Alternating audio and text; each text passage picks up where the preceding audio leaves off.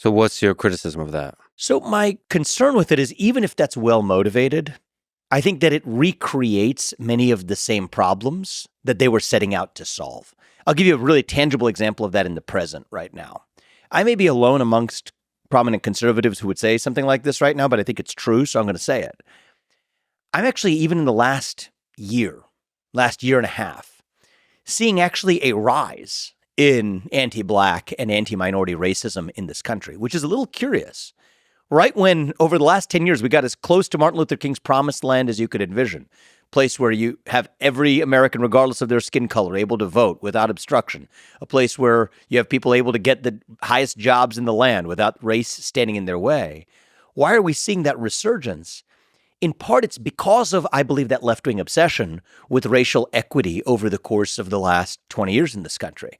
And so when you take something away from someone based on their skin color, and that's what correcting for prior injustice was supposed to do. The left-wing views are to correct for prior injustice by saying that whether you're a white, straight, cis man, you have certain privileges that you have to actually correct for.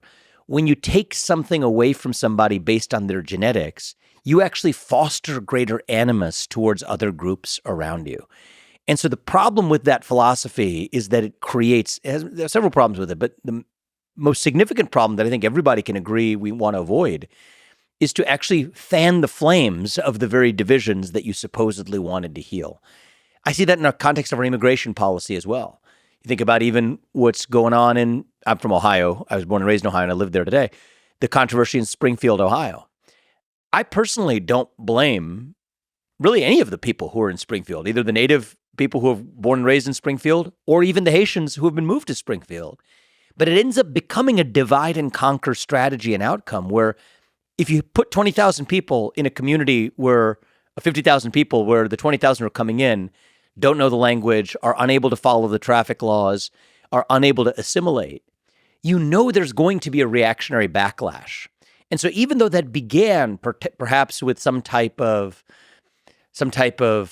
charitable instinct, right? Some type of sympathy for people who went through the earthquake in 2010 in Haiti and achieved temporary protective status in the United States. What began with sympathy, what began with earnest intentions, actually creates the very division and reactionary response that supposedly we say we wanted to avoid. So that's my number one criticism of that left-wing worldview. Number two is I do believe that merit and equity are actually incompatible. Merit and group quotas are incompatible. You can have one or the other. You can't have both.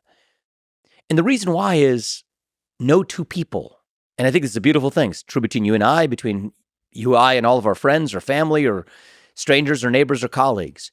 No two people have the same skill sets. We're each endowed by different gifts. We're each endowed with different talents. And that's the beauty of human diversity.